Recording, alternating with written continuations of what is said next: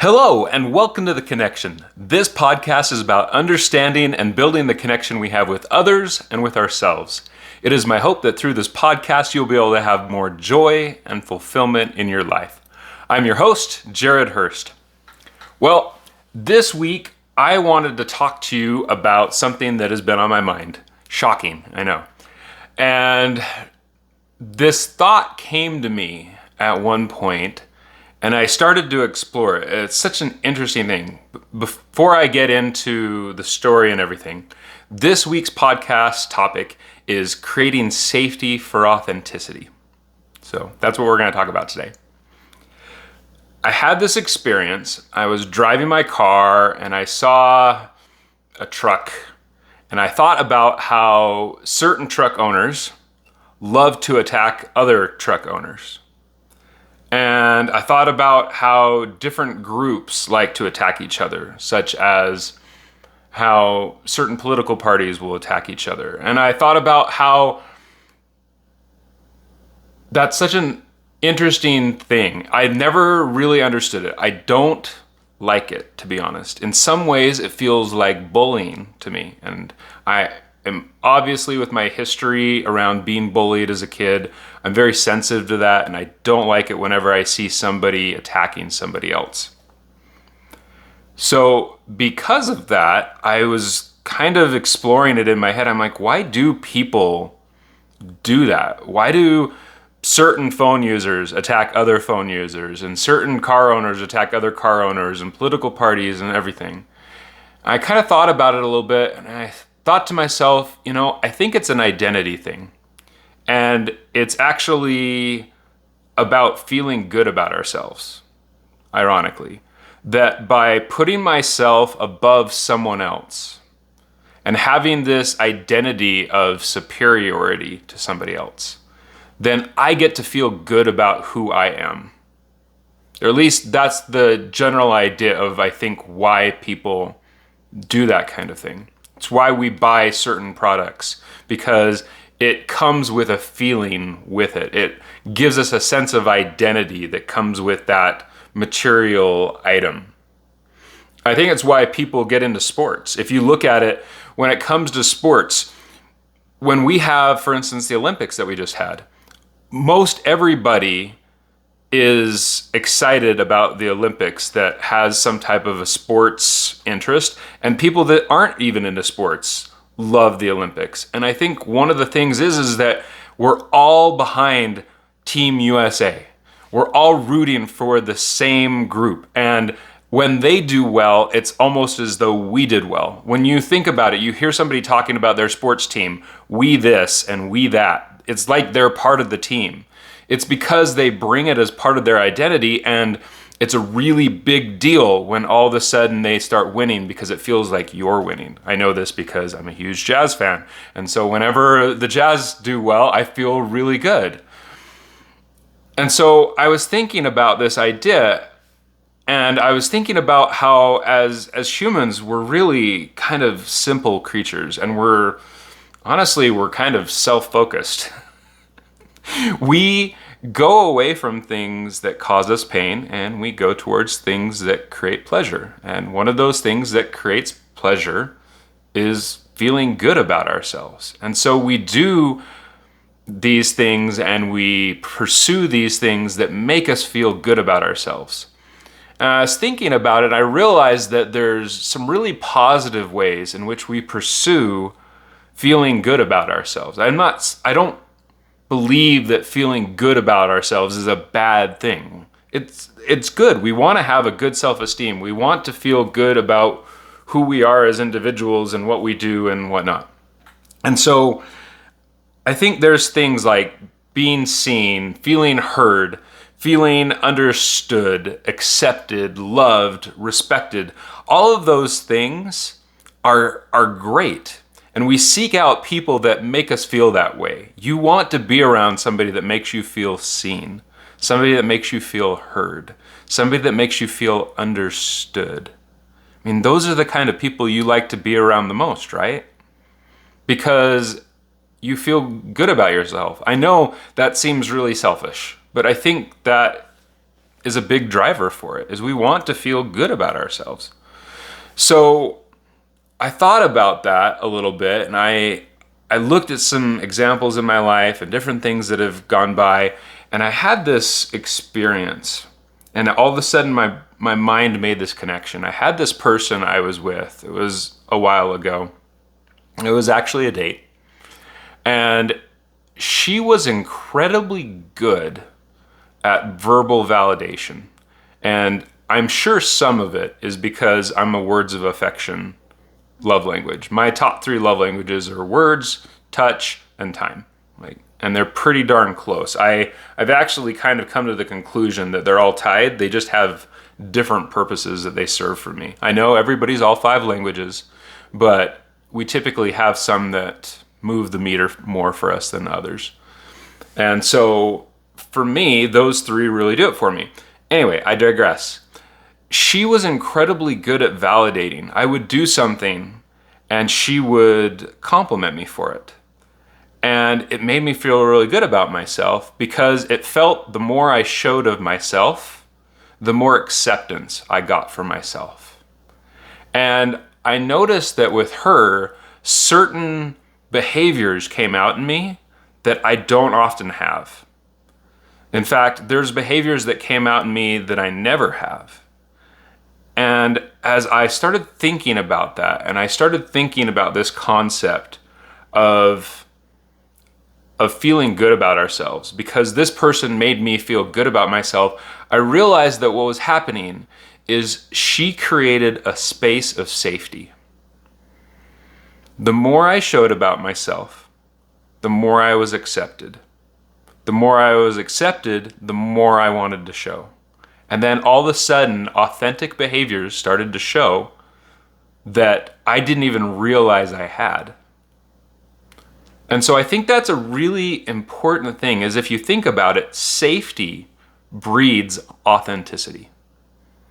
Think about the people that you love to be around the most, the people that you just light up inside and get so excited to be around. They're probably people that you feel very safe and comfortable being yourself around.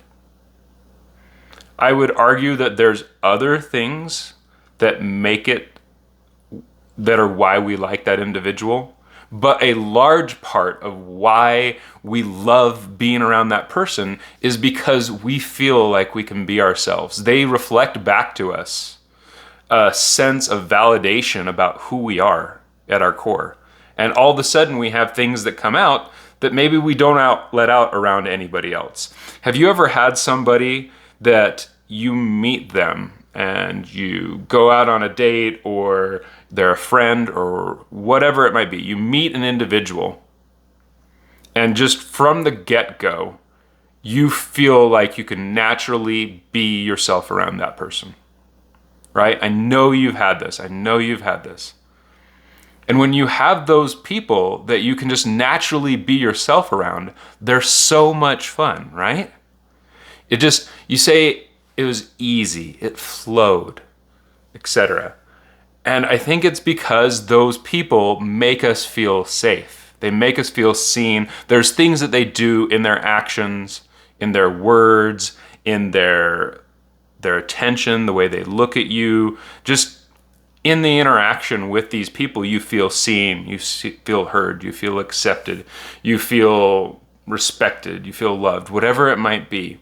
Those feelings that really make us feel good about ourselves and make us feel safe. So I was thinking about this and I thought to myself, well, that's great and all. So there's people in our life that make us feel really safe, which brings out authenticity. And there's things in our life that make us feel good about ourselves, which can sometimes bring out authenticity. Now, those things I talked about at the beginning, I don't necessarily think that's all healthy. I don't think it's good for us to put ourselves above other people. I don't think it's good for us to attack other people. That really, really bothers me. I don't like it when people do that. I don't think there's anything wrong with rooting for like a sports team or something like that. A little bit of playful banter and competitiveness and whatnot, I think that's fine. But I think when we start elevating ourselves above other people and actually believing that we're better than others, that is a problem. But I think what happened is that original train of thought morphed into this understanding that safety creates authenticity, and that there are certain things that people around us can do. And I'm like, well, how can I use this in my everyday life? What's important? What lesson can be learned from this? And I took away three major things. One, I would say that we can become aware of our authentic desires through past and present experiences. When you look at those people that you love to be around, that you get so excited, are there behaviors that come out with them that you do not see in any other area of your life? If so, I would argue that that is an authentic desire and an authentic part of yourself. It is simply because you are in an environment where you feel safe enough to let it out. So I think that's one. I think it's great to become aware of our authentic desires and allow more of ourselves to come out. And I think it's important that we help ourselves. So the second thing. So the first is that we gain insights into our authentic behaviors. And then once we become aware of those authentic behaviors and desires that are within us, how can I bring that out more? And I think it's through us creating love and acceptance and validation and safety within ourselves. I was thinking about this concept because when something like this hits me, my mind is looking at it for days on end, sometimes weeks on end. And it's not even a conscious effort. A lot of the times, all of a sudden, my mind is just kind of going, and all of a sudden, I realize that I'm kind of thinking about it, or a thought pops into my head. My guess is everything's running underneath the surface. My subconscious mind is just constantly thinking about this, and then all of a sudden, it pops into my conscious awareness. But I was thinking about it, and in a lot of my life, I've always sought out connection with other people. When I'm not in a relationship, my number one focus was always to get back into a relationship. And I'm still working on that because I don't think that's always necessarily been a healthy thing for me. I tend to prioritize relationships over other things that are also really important in my life. So because of that, I think it's just important that I put my priorities in the right order. But this realization that I had is that when I'm alone, part of why I don't like being alone, other than my negative beliefs and fears of abandonment and things like that, is that if I don't feel good about myself, then I'm going to seek out others to help me feel good about myself. I'm going to seek out friendships, and I'm going to seek out groups, and I'm going to seek out relationships. So, because we want to feel good about ourselves. And so I've been hunting for people that can do that for me. And what's interesting is over the last 2 years, I've recognized that I was uncomfortable being alone. I recognized that I didn't feel good when I had time to myself. And so as I started to learn how to love myself and accept myself, what's interesting is I enjoy being alone significantly more than I did. Now, I'd still rather be around a group. I'd still rather have social interactions. But I think I feel more acceptance from myself. I feel more love from myself. I feel more heard, seen, and understood from myself. So as we do for ourselves the things that other people do for us, we will be able to bring out more authenticity without needing an outside catalyst. So the more I love and accept myself, the easier it's going to be for me to let down my walls, feel safe, and let out new parts of me. Because I can feel that acceptance and love from within. And I'm also going to feel more comfortable being alone and on my own. And that doesn't mean I have to be alone all the time. It doesn't mean that it's bad that I want to be with other people. I just think that it's important for us to build that safety and that validation within ourselves so we can let out our own authenticity without always needing outside help to accomplish it. Does that make sense? I think that's why some people turn to substances. I think substances can be, and when I say substances, I mean like drugs and alcohol and whatnot, specifically alcohol. I think a lot of people like alcohol because it releases their inhibitions, and that by releasing their inhibitions, they're able to act on their authentic desires because they no longer think as much about the judgment of other people. They feel safer in order to let out their authentic self, and that's why they love it. And I know people that as they have embraced their authentic self, they feel less desire to drink alcohol because they can see that the benefit that they get from it is no longer there. That they can feel like that anytime they want, and they don't need that in order to allow them to unleash that part of themselves. I'm not saying that alcohol is bad. I know there's people out there that love it, and anyway, I'm not getting into that debate. Because I know there's people listening to me that feel very strongly on both sides of that fence.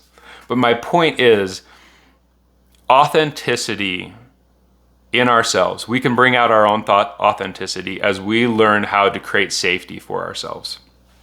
And then the third thing is that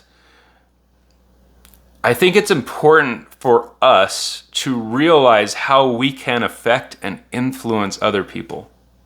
That as we have curiosity in their reality and what their experience, and seek to understand them, seek to help those people be seen, seek to help them feel heard, reinforce their behaviors, reinforce the things that we love about them. So show those things, tell them those things.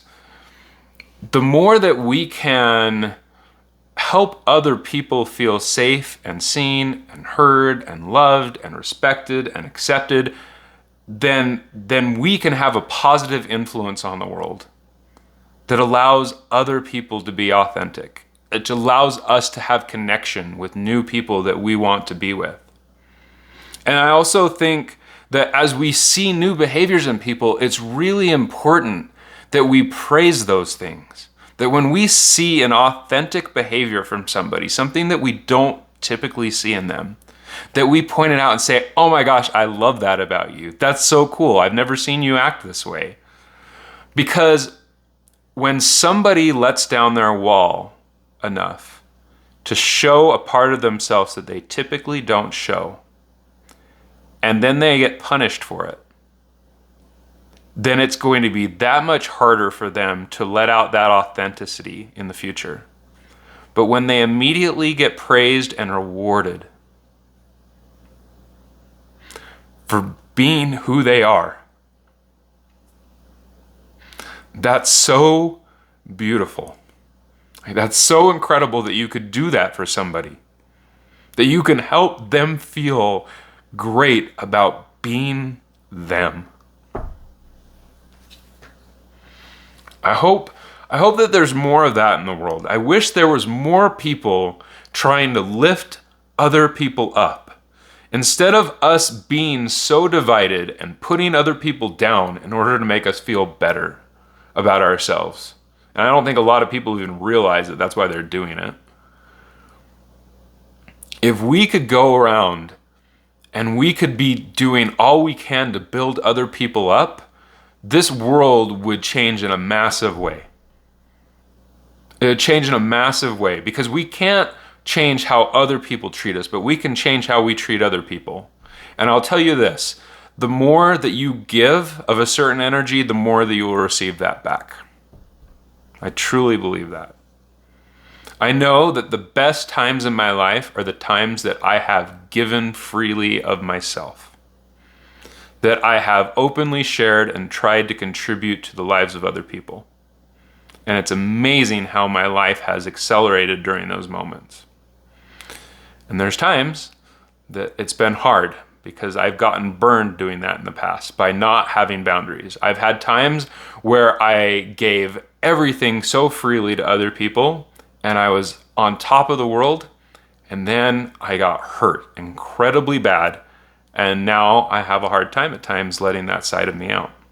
So if you do this, make sure that you create boundaries. Make sure that you are careful about how you share your gifts with other people. That doesn't mean be stingy with it, but be, is the word expeditious? I think it is. Anyway, just be careful. So, thank you so much for listening. I hope that you were able to take some things from this that you'll be able to use in your everyday life. How you can see authentic behaviors that you didn't even realize that you had by looking at those key moments of your life where you feel safe, around those people that make you feel safe and enthusiastic and on fire. And I hope that you're able to create that for yourself by accepting yourself, both through your thoughts and your actions, and supporting that. You show yourself whether or not you approve of yourself, accept of yourself, respect yourself, love yourself. You prove that every day through your thoughts and your actions. And then last, make the world a better place. Help other people to feel safe. Help other people to be seen and heard and loved. I know you can do it. I believe in you. Until next week, remember that you are not alone.